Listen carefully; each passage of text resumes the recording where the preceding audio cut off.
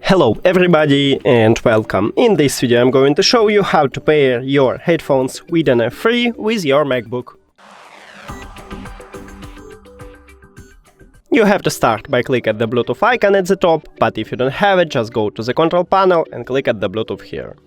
Then go to the settings.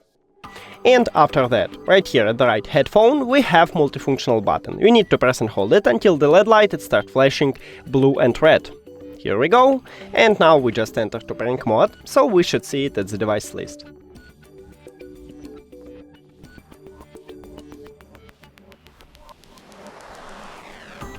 Now click Connect.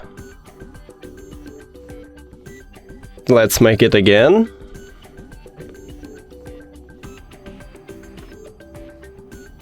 And we did it! Thank you for watching this video. If you found it helpful, please consider subscribing to the channel and leave the like on the video. See you later!